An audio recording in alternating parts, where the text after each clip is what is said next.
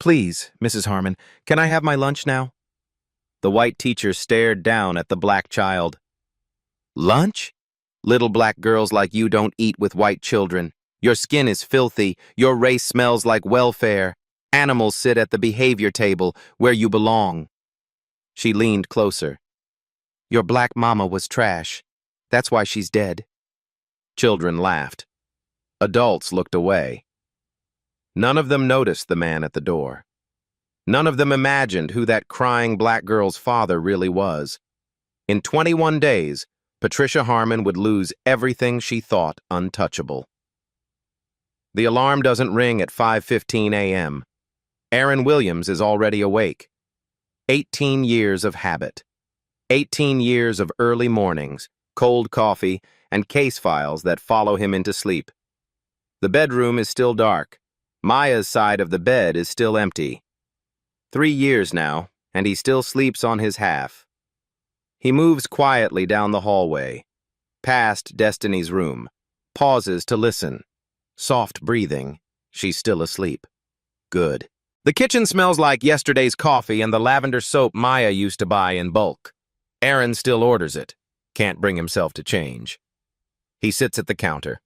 Laptop open. Morning briefing loading. A hate crime in Savannah. Witness intimidation in Macon. Another school district facing federal investigation for disciplinary disparities. The usual darkness that pays his salary. An email notification slides across the screen from a colleague in the Atlanta field office. Great work on the Jefferson County case. Another school district held accountable for discrimination. You're making a difference, brother. Aaron reads it twice, allows himself a small nod. Jefferson County took 3 years. Depositions, subpoenas, a principal who thought she could outlast a federal investigation. She couldn't. The coffee maker gurgles to life. The automatic timer Maya programmed still works perfectly. Aaron pours a cup. Black. No sugar. The way she taught him to drink it. Then he hears footsteps on the stairs. Small footsteps. Slow. The sound of an 8-year-old who isn't quite ready for the day. Aaron closes the laptop. Stands. Reaches for the pancake mix before Destiny even hits the bottom step. Morning, baby girl. Destiny Williams appears in the kitchen doorway. Princess pajamas. Hair not yet brushed. Eyes that used to sparkle with mischief every single morning. Used to. Morning, Daddy. She climbs onto the counter stool, watches him pour batter into the pan. Mickey Mouse shape, Maya's tradition. Aaron's hands know the motions by heart. Your mom's recipe, he says, flipping the pancake. She'd be proud of how you've been eating your breakfast lately. Destiny smiles, but the smile stops somewhere around her cheeks. Doesn't reach her eyes. Hasn't reached her eyes in weeks. Aaron notices. He always notices. He's trained to read people, to catch the micro-expressions that witnesses try to hide. But this is his daughter. He tells himself it's nothing. 3rd grade is hard. She's probably just tired. Daddy? Yeah, baby? Do you have to go to work today? 4th time this week she's asked that question. Aaron pauses, spatula in hand. Something cold touches the back of his neck. Why? You don't want Daddy to go? Destiny looks down at the counter, traces a pattern with her finger. Around and around. No, I just miss you. The words hang in the air. Aaron wants to push, wants to ask what's really going on. But the clock on the wall says 6:45. The school bus comes at 7:20. There's never enough time in the morning, never enough time for the conversations that matter. I miss you too, baby. But Daddy's got to keep people safe. That's my job. She nods, eats her pancake slowly. Doesn't talk about school like she used to. Doesn't mention friends. Doesn't mention anything. The drive to Pinewood Elementary takes 12 minutes. Aaron walks Destiny to the entrance. Watches her small backpack disappear through the double doors. Love you, Daddy. Love you too, baby. But she doesn't run inside like she used to. She walks slowly, looks back once.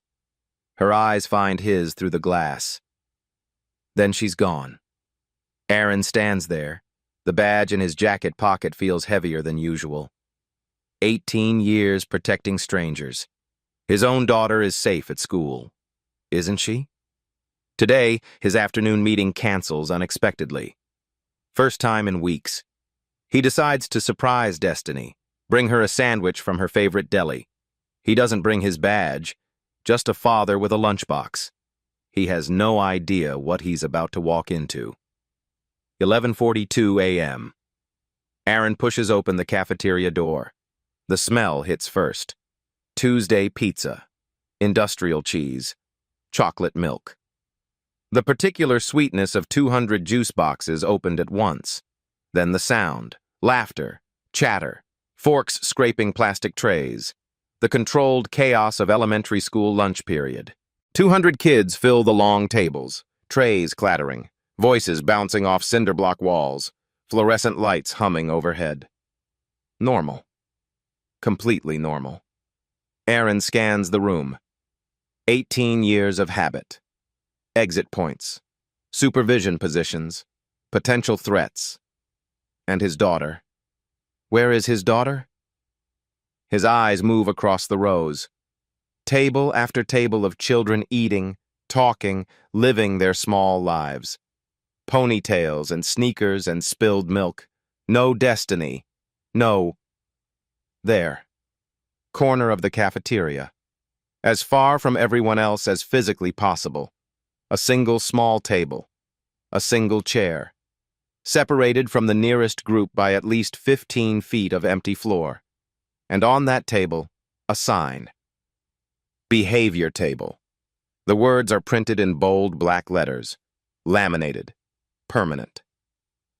A girl sits there, alone. Back to the room, shoulders hunched forward like she's trying to disappear. No tray in front of her, no food, nothing but empty table and that sign. Aaron recognizes the braids, the purple backpack hanging on the chair, the small shoulders that shake sometimes when she's trying not to cry. His daughter. Destiny is sitting alone at something called the behavior table, without food, while 200 children eat and laugh around her. He starts walking, then stops. A woman stands beside the table, middle-aged, beige cardigan, reading glasses pushed up on her forehead, the particular posture of someone who believes they're in charge. She's leaning down, saying something to Destiny. Aaron moves closer, slowly. The investigator in him takes over. Listen first. Understand before you act. He gets close enough to hear. The woman's voice is low, sharp, precise, each word delivered like a small knife finding its target. You've been sitting here 30 minutes, maybe another 10, maybe the whole lunch period. You'll learn. Destiny's voice, small, trembling. A voice Aaron barely recognizes. But Mrs. Harmon, I'm hungry. Hungry? The woman, Harmon, straightens slightly, then leans closer. Her voice drops, but Aaron hears every syllable. Good. Maybe if you behaved like a human being, you'd eat like one. But you don't. Girls like you behave like animals, so you eat last, or not at all. Girls like you.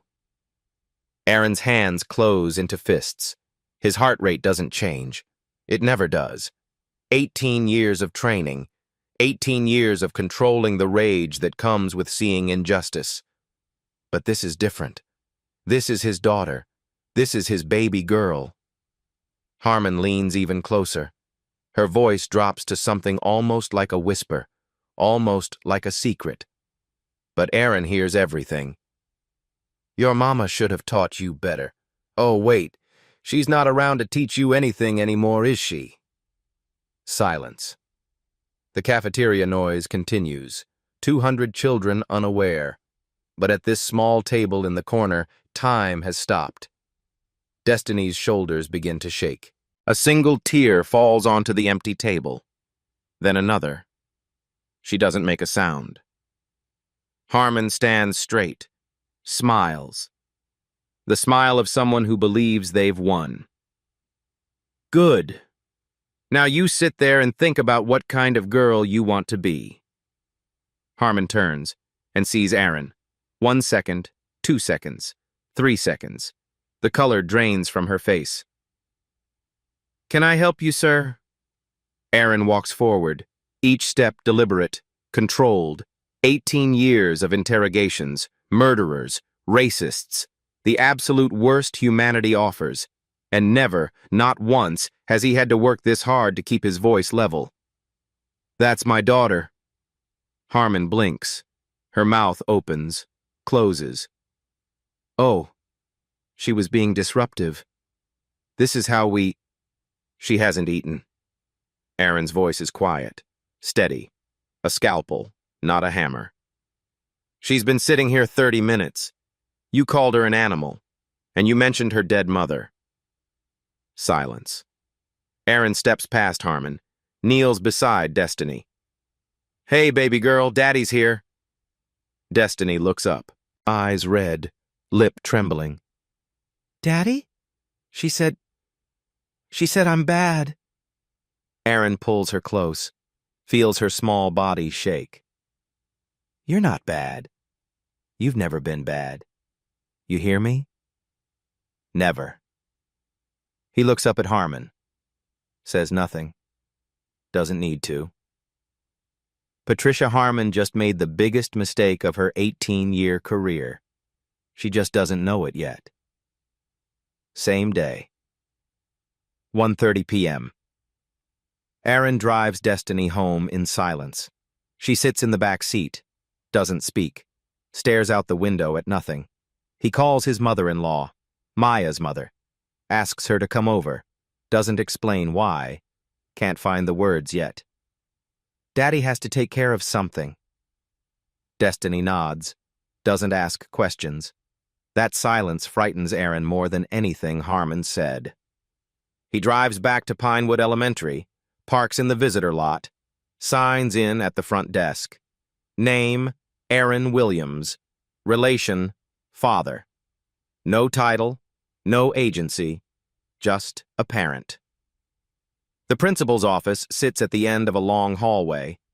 His shoes squeak on the waxed linoleum. Inspirational posters line the walls. Dream big. Be kind. Everyone belongs here. Aaron reads that last one twice. Feels something cold settle in his chest. The secretary looks up from her computer. Glasses on a chain. The particular smile of someone trained to manage difficult parents. Do you have an appointment? No, but I'm not leaving until I see Mr. Greer. She makes a phone call, speaks quietly, hangs up. He's in meetings all afternoon. It might be a while. I'll wait. 45 minutes. Aaron sits in a plastic chair designed for someone half his size. Watches parents come and go. Watches teachers walk past without making eye contact. Notes the poster directly across from him. Diversity is our strength. The irony lands like a punch. Finally, the secretary's phone rings. She nods toward the door. Mr. Greer will see you now. Donald Greer's office is exactly what Aaron expected. Glass walls, framed commendations, a mahogany desk designed to intimidate parents into submission, the smell of leather chairs and ambition. The man himself is mid-50s, silver hair, blue tie, the practiced smile of someone who's learned to look trustworthy. Mr. Williams, please sit down. How can I help you today? Aaron sits, doesn't return the smile, presents the facts like he's briefing a supervisor. Calm, detailed, no emotion. The behavior table, 30 minutes without food. Behave like an animal. The comment about Destiny's dead mother. Greer listens, nods at appropriate intervals, makes small sounds of concern. His expression doesn't change. Mr. Williams, I'm sure there's been a misunderstanding. Mrs. Harmon is one of our best teachers. 18 years of dedicated service. excellent performance reviews, outstanding parent satisfaction ratings. I heard her call my daughter an animal. I heard her mock my dead wife. Greer's smile flickers, recovers. Perhaps. You misheard? Cafeterias can be quite noisy. Lots of children talking at once. Aaron leans forward, just slightly. The movement he uses in interrogations when he wants someone to know he's paying attention. I'm a federal investigator, Mr. Greer. I know what I heard. Silence. Something shifts behind Greer's eyes, a recalculation happening in real time. Well, we'll certainly look into it. I'll speak with Mrs. Harmon personally. I want to see her personnel file. That's not possible. Personnel records are confidential. District policy. Then I want to see my daughter's disciplinary file. Greer hesitates. His fingers tap the desk once, twice, 3 times. I'll have that sent to you. It may take a few days to compile. When exactly? Greer stands. The meeting is over. He's decided. I've handled situations like this before, Mr. Williams. Trust the process. Handled before. Aaron files that phrase away. It will matter later. 2 days pass. Aaron checks his email constantly, watches his phone like it might bite. Finally, a response from Greer arrives. The message is 3 paragraphs long. Aaron recognizes it immediately. Template language, copy-paste bureaucracy. Every school district uses the same playbook. Thank you for sharing your concerns. We take all matters regarding student welfare seriously. Mrs. Harmon is a valued member of our team, and we are confident this was an isolated misunderstanding. We will continue to monitor the situation and appreciate your patience during this process. Isolated misunderstanding. His daughter was called an animal. Her dead mother was mocked. Isolated misunderstanding. The next day, Destiny's disciplinary file arrives. Aaron opens the attachment, reads it twice, 3 times, feels the cold in his chest turn to ice. 5 disciplinary reports in 3 weeks. Talking out of turn. Distracting peers. Failure to follow instructions. Inappropriate behavior during class. Defiance. No specific dates, no witnesses listed, no detailed context, just vague accusations in official language, just words on paper that look like evidence. Before this school year, Destiny had never received a single disciplinary report. 2 years at Pinewood. Perfect record. Perfect kid. Now, suddenly, 5 violations in 21 days. Aaron has seen this before. Fabricated documentation. Paper trails built after the fact to justify abuse. Cover your actions by creating evidence that the victim deserved it. Classic predator behavior. He knows exactly what he's looking at. The question is, what does he do about it? He could make 1 phone call, flash his badge, turn this into a federal matter. Watch Greer's practiced smile disappear. Watch Harmon realize exactly who she was dealing with. But that would be abuse of authority. Using his position for personal matters. The exact kind of corruption he spent 18 years fighting against. No. If he does this, he does it right. By the book. As a citizen. As a father. The hard way. Aaron opens a new document. Begins building a timeline. Dates. Times. Quotes. Everything he witnessed. Everything he's received. Everything that doesn't add up. Somewhere in this school there's a pattern. And patterns always leave evidence. He just has to find it. What he doesn't know yet is that he's not the only parent asking questions about Pinewood Elementary. Someone is about to reach out. 1 week later. An email from an address Aaron doesn't recognize. Subject line, about Pinewood. Aaron opens it, reads it twice. Mr. Williams, I heard you've been asking questions about Pinewood Elementary. My son went through the same thing 2 years ago. We need to talk. Gregory Boyd. They meet at a coffee shop outside of town, 20 minutes from Ridgewood. Neutral ground, public space. The kind of precaution that tells Aaron this man has been burned before. Gregory Boyd is 41. Gregory Boyd is tired eyes. The particular weariness of a parent who's been fighting a system designed to outlast him. His son Jalen is 10 now, was 8 when it started. 2 years ago, Gregory says. His coffee sits untouched, getting cold. Jalen was in Harmon's class, 3rd grade, good kid, great grades, never a problem. Aaron nods, waits, lets the silence do its work. Then it started. Disruption, defiance, behavior concerns. Same words every time, like she was reading from a script. The behavior table. Gregory's jaw tightens, his hands close around the coffee cup. Every day for 6 weeks. Jalen started having nightmares, wouldn't eat breakfast, begged us not to send him to school. My wife found him hiding in the closet one morning, 8 years old, hiding from school. What did you do? Everything. Meetings with Harmon, meetings with Greer, meetings with HR. They all said the same thing. We'll look into it. Trust the process. Nothing changed, not one thing. Aaron has heard those exact phrases before, from Greer, word for word. So we transferred him, different school across town. Took months for him to recover, still flinches sometimes when someone raises their voice. Gregory reaches into his jacket, pulls out his phone. His hand shakes slightly. But I kept something. He slides the phone across the table. Presses play. The video is grainy, recorded covertly. A parent-teacher meeting from April 2021. Harmon stands at the front of a classroom, addressing a group of parents. Someone asks about discipline policy. Harmon's voice comes through the speaker. Clear, unmistakable. You people need to learn to wait your turn. That's the problem with these kids. No patience, no discipline at home. So we have to teach it here. You people. Aaron has heard those words before, in depositions, in hate crime investigations, in the mouths of people who believe certain children deserve less. Can I make a copy? Aaron asks.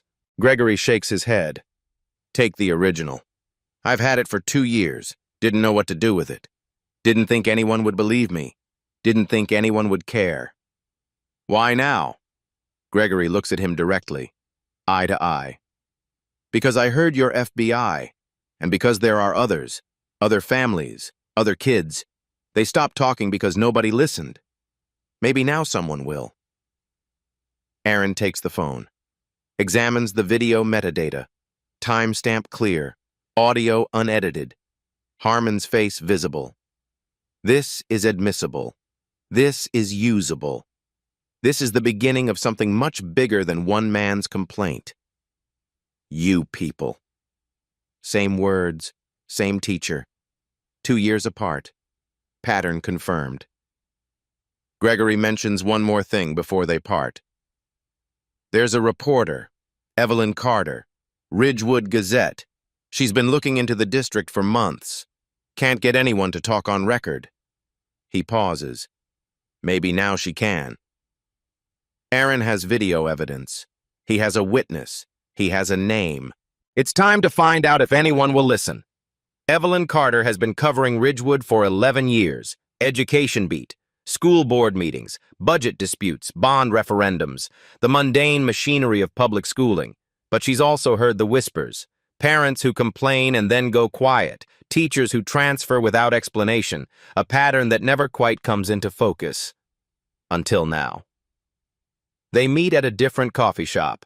Aaron brings his timeline, his notes, Gregory Boyd's video on a flash drive, the documentation of 3 weeks of hell. Evelyn listens without interrupting, takes notes in a shorthand only she can read. Her pen moves constantly. When Aaron finishes, she looks up. I've heard whispers about Pinewood before, but never evidence, never anyone willing to go on record. Now you have both. Evelyn studies him. The way journalists do when they're assessing whether a source is credible, whether they're worth the risk. You talk like someone who's done this before. Built cases, gathered evidence. Aaron hesitates. 1 second. 2. A decision point. I work for an agency that investigates civil rights violations. Evelyn's pen stops moving. Her eyes narrow.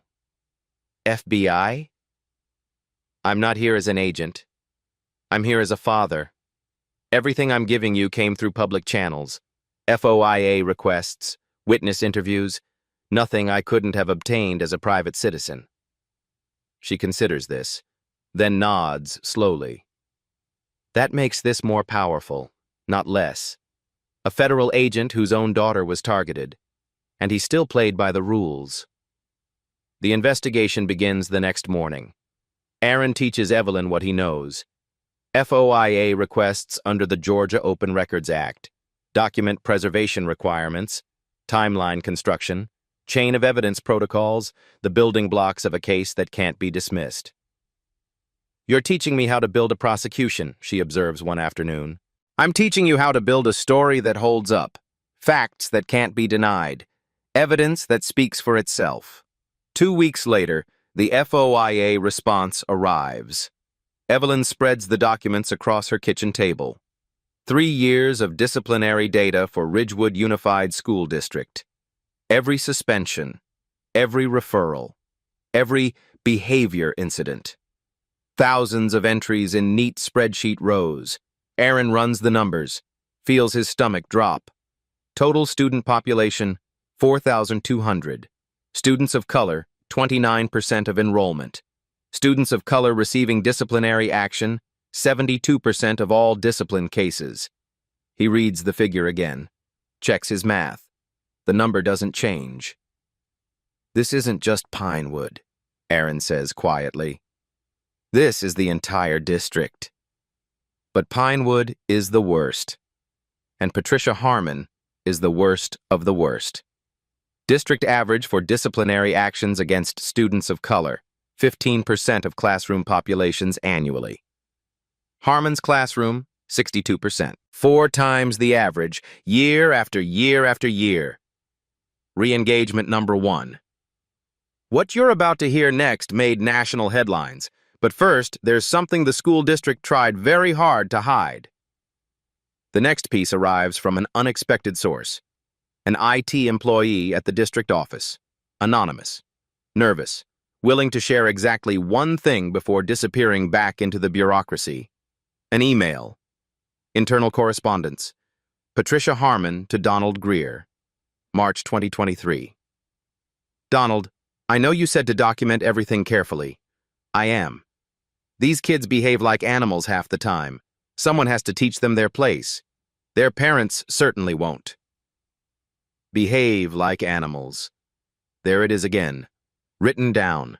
Preserved in the district's own servers. Sent to the principal who was supposed to be supervising her. Not a slip of the tongue. Not a moment of frustration. This is how Patricia Harmon thinks. This is who she is. Evelyn reads the email 3 times.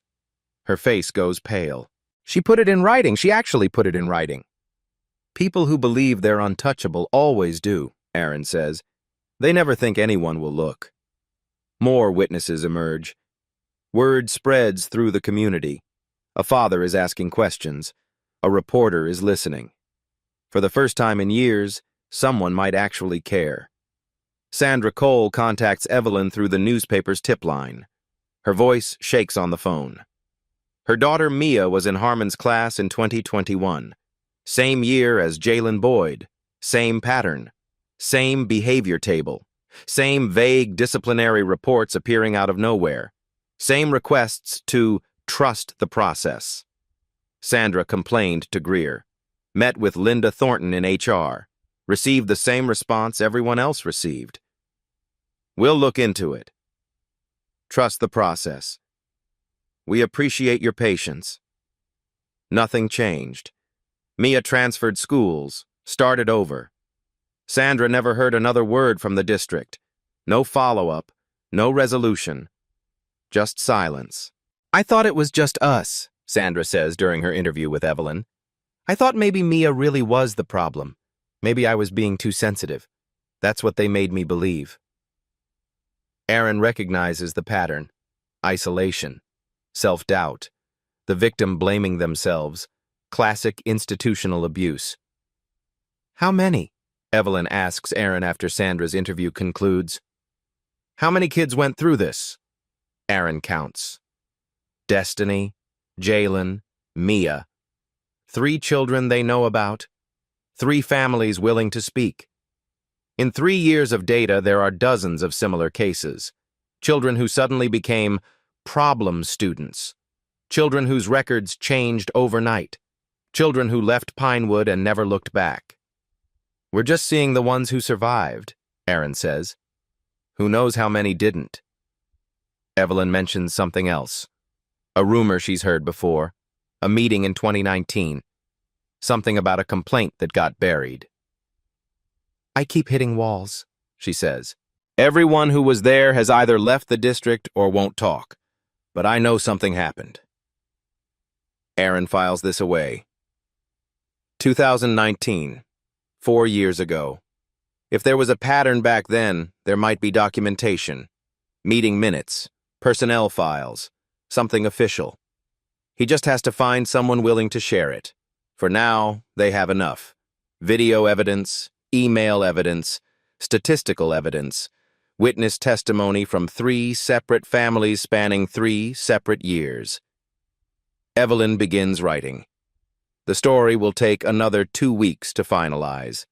Fact-checking, legal review, the careful process of journalism that actually matters.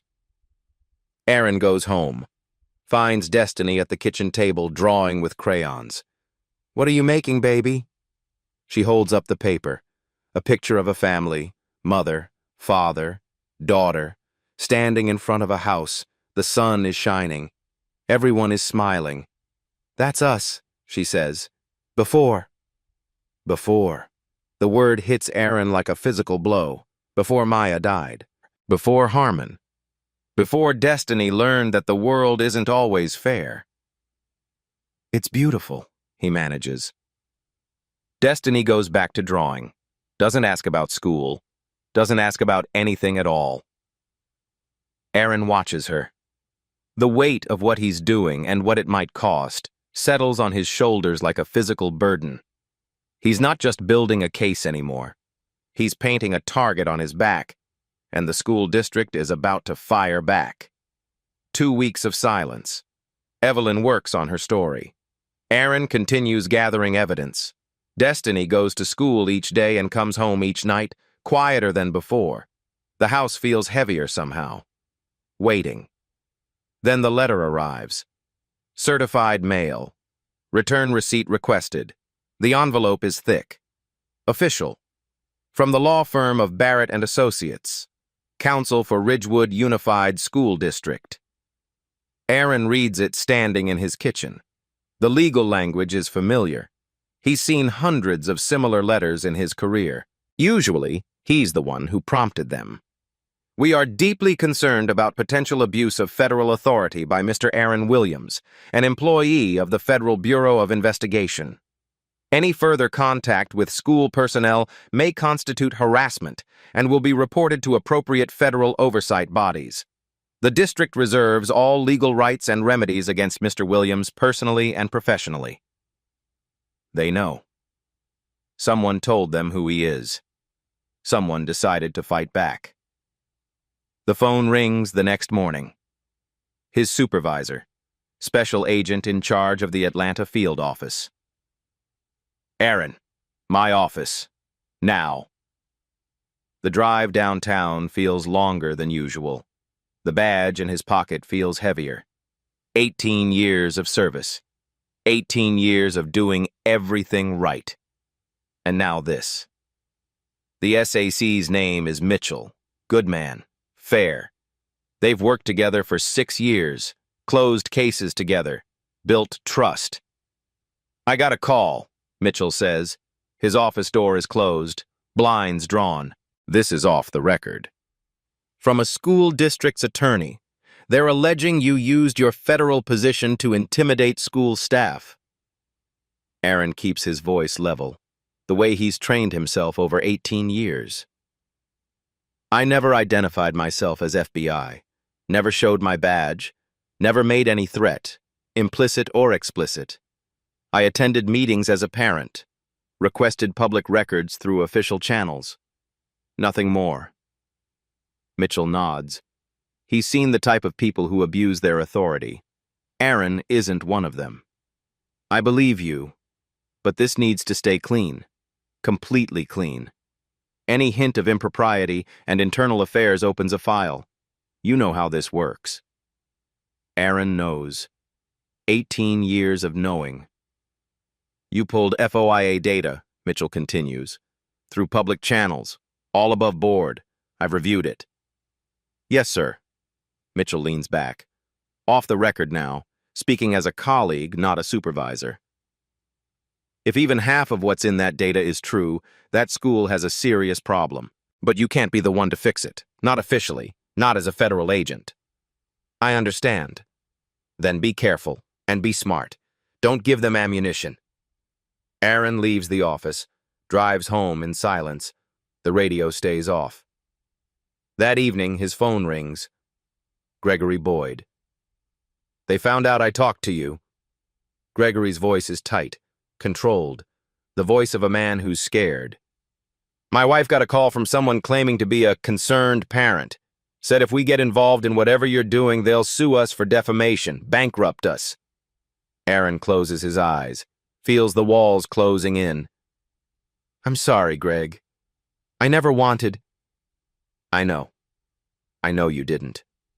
A pause, heavy breathing. But my wife is pregnant, due in 3 months. I can't risk our family's future on a lawsuit we can't afford to fight. I understand. The video's yours. Do what you need to do. But I can't testify.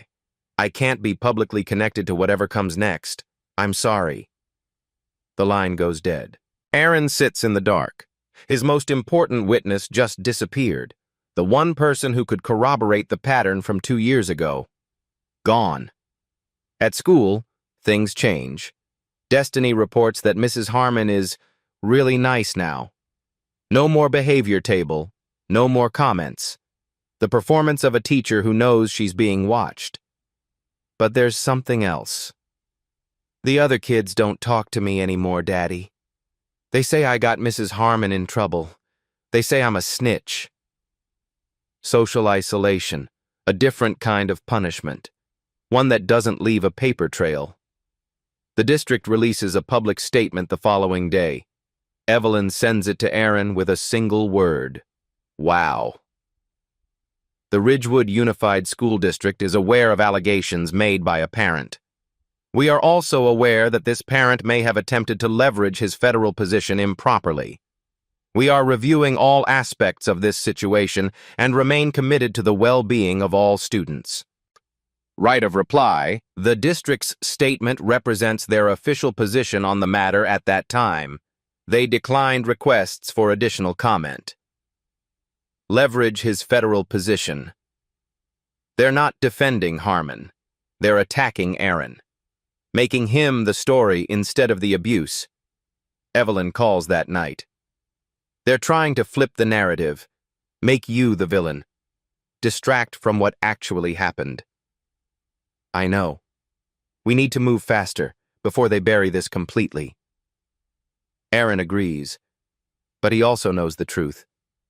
One wrong move and he loses everything. Not just this case. His job, his pension, his ability to protect anyone ever again. 18 years of service. Gone. But Destiny is asleep down the hall, 8 years old, believes her father can fix anything. He won't let her down. Midnight. The house is quiet. Aaron sits in his home office. Single lamp burning. Everything else dark. The badge sits on the desk in front of him. Gold and silver. Weight he's carried for 18 years.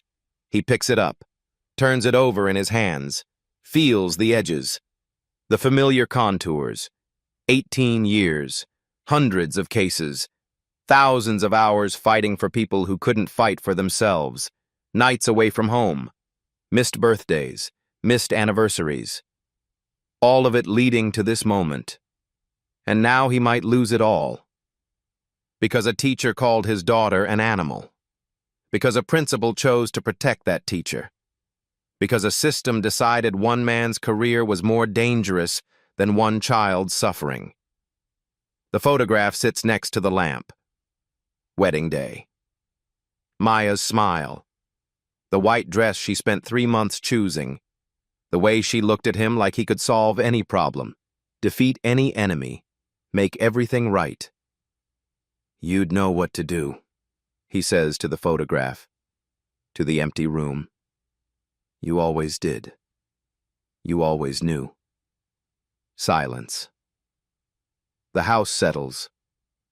Somewhere outside, a dog barks once and falls quiet. His phone buzzes, a text from a colleague. "Heard about the situation.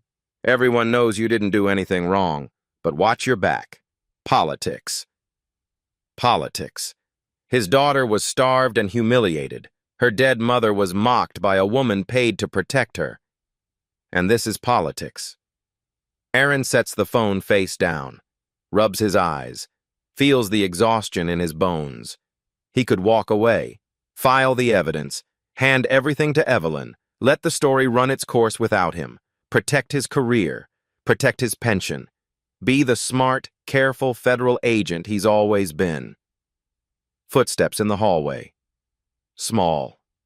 Hesitant. The door creaks open. Destiny stands there in her princess pajamas, eyes half closed. The particular confusion of a child wandered from a bad dream. "Daddy, why are you still awake?" "Just working, baby. Go back to sleep." But she doesn't go. She walks into the office, climbs into his lap, rests her head against his chest. For a long moment, neither of them speaks, just breathing, together. Then, quietly, "Daddy, did I do something wrong?" The words hit him like a physical blow, like all the air leaving his lungs at once. "What? No, baby. Never. Mrs. Harmon said I was bad. She said girls like me are bad." Destiny's voice is small, confused. The voice of a child trying to understand a world that suddenly doesn't make sense. "Is that why everyone's upset? Because I'm bad?" Re-engagement number 2. What Aaron does next will determine everything, and what he discovers will shock even him. 8 words, 8 years old, and she believes it. She actually believes she's the problem. Aaron holds her tighter, feels her small heart beating against his chest. "You are not bad. You have never been bad. You are perfect. Do you hear me? Perfect. And nothing anyone says will ever change that." Destiny starts to cry. Really cry. The kind of sobbing that's been building for weeks. "I miss Mommy. I want Mommy." "I know, baby, I miss her too, every single day." She falls asleep in his arms. The first time she's slept in his room since Maya died. He carries her to the bed, tucks her in, watches her breathe. In the darkness, something crystallizes, something hard and clear and unbreakable. He's not walking away. He's not letting them win.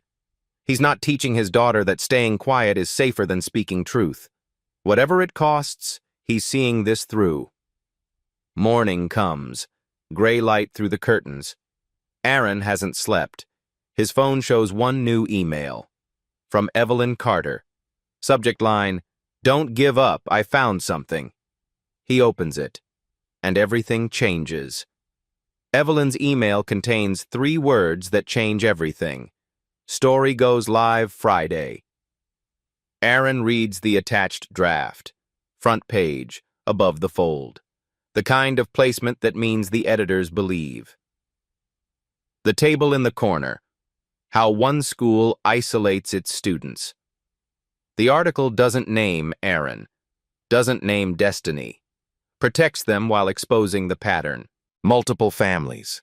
Years of complaints. A system designed to silence anyone who speaks up. The data is all there.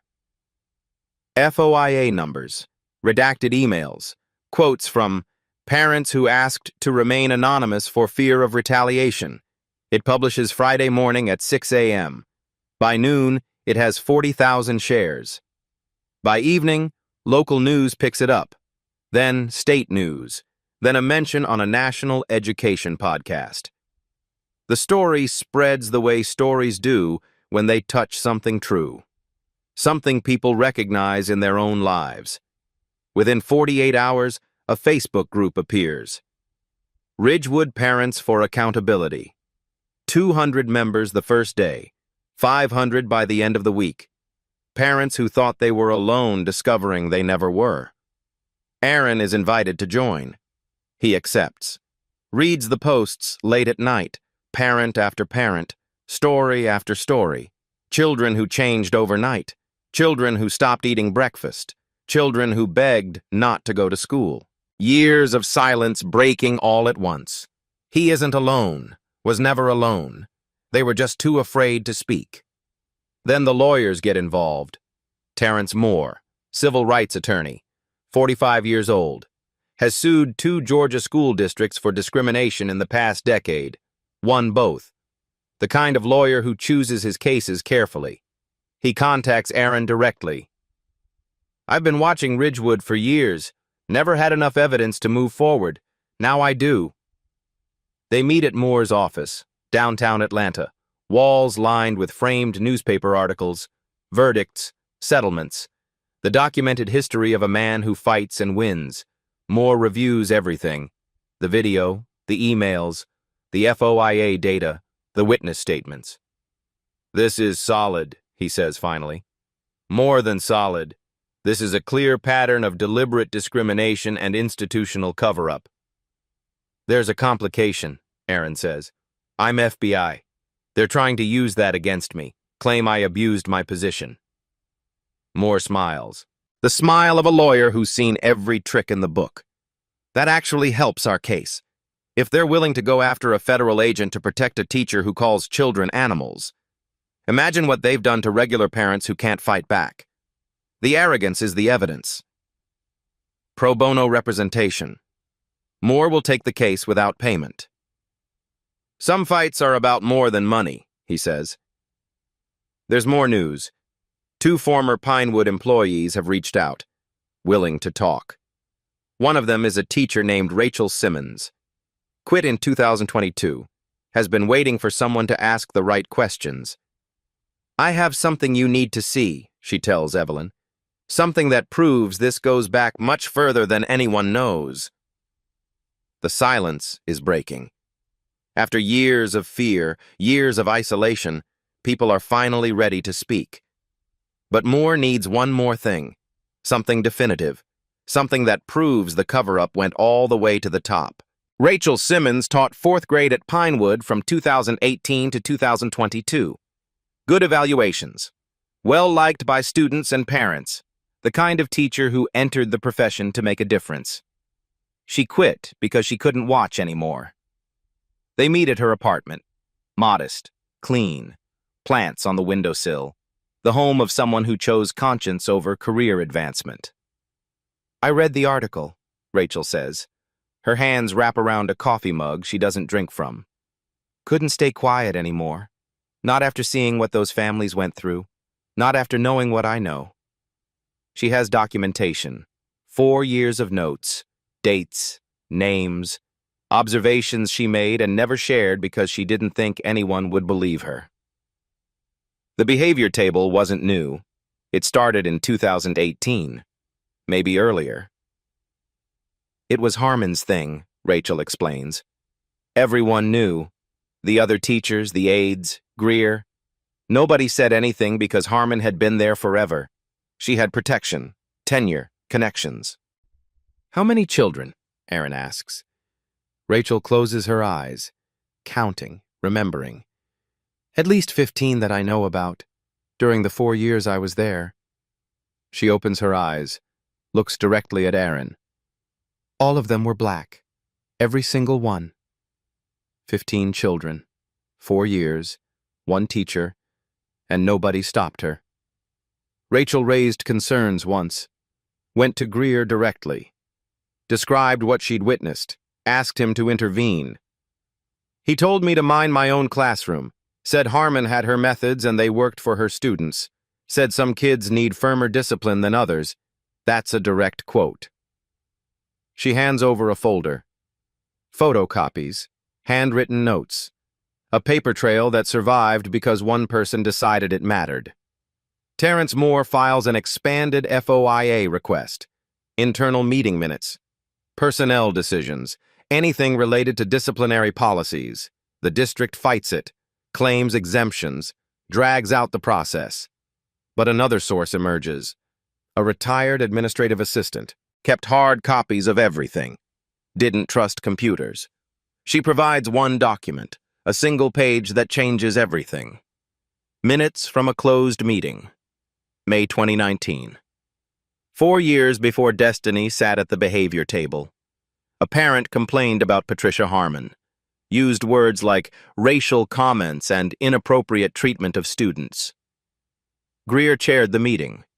HR was present.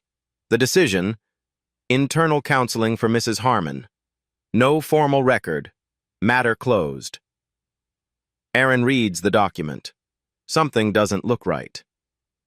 This has been altered. Moore leans in. How can you tell? Formatting inconsistencies. The date stamp doesn't match the header. Font changes in the third paragraph. Someone edited this after the original meeting. The retired assistant has something else, the original version, the one that was supposed to be destroyed. The missing paragraph reads, Mrs. Harmon used language including you people, and these kids need to learn their place. Multiple parents corroborated the complaint. Recommended action: formal reprimand and mandatory diversity training. Principal Greer overruled this recommendation. Greer overruled, then deleted the evidence. Document tampering, Moore says quietly. This is obstruction of a public record. This is actionable. Aaron stares at the paper. 5 years. Greer knew for 5 years, and instead of stopping Harmon, he protected her. Then erased the proof. The school board meets next Thursday. Public comment session. Aaron has a choice. Stay quiet. Protect his career. Let the lawyers handle it. Or stand up in front of 200 people, his daughter watching, and tell the truth. The choice isn't hard. It never was. Thursday, December 5th.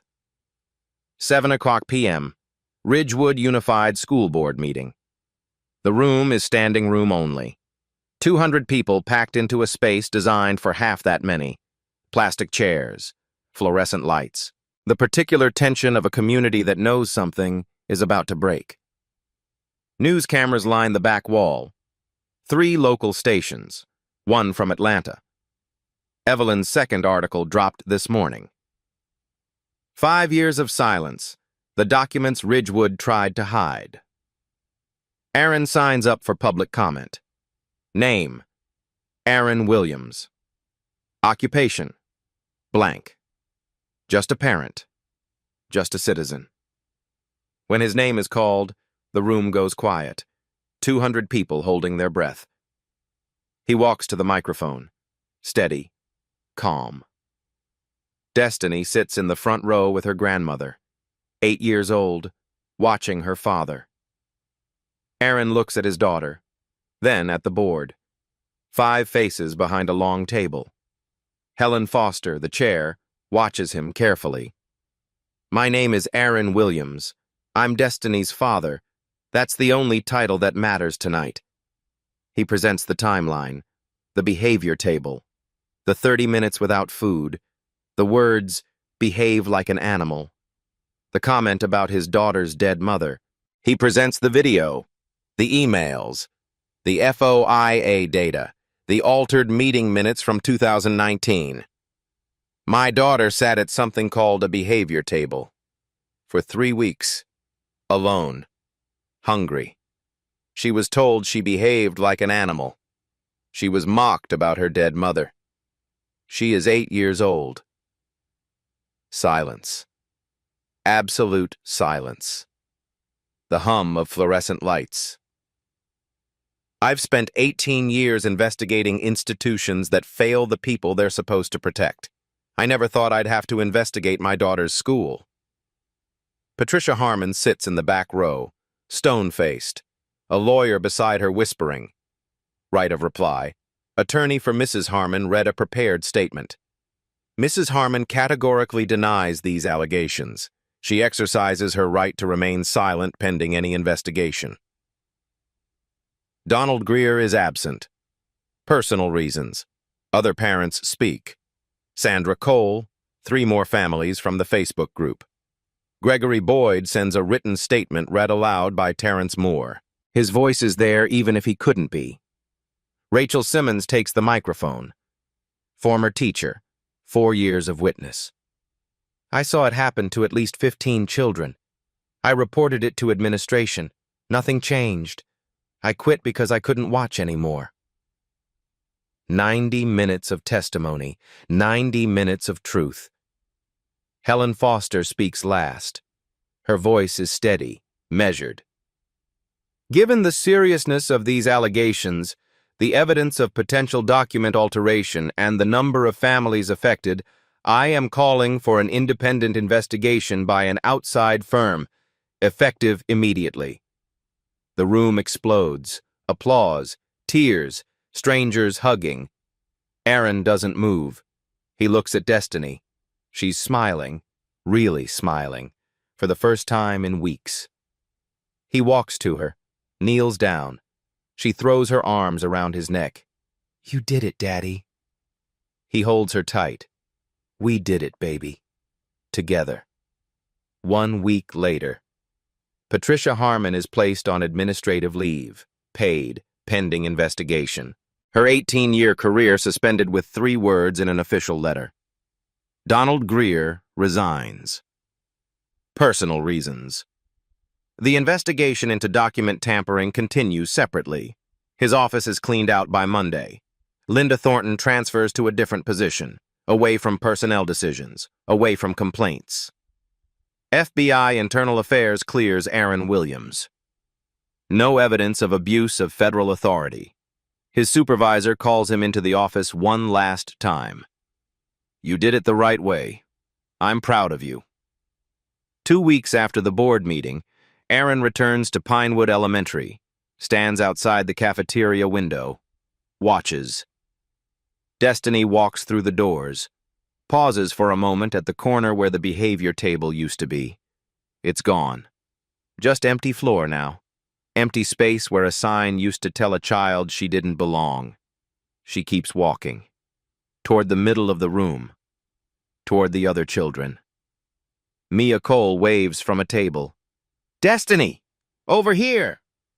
Destiny smiles. Real smile, the kind that reaches her eyes. She runs. Sits down among friends. She doesn't sit alone anymore. Not because anyone forced inclusion, because someone finally asked why she was excluded in the first place. Aaron watches through the glass. His eyes are wet. But these are different tears.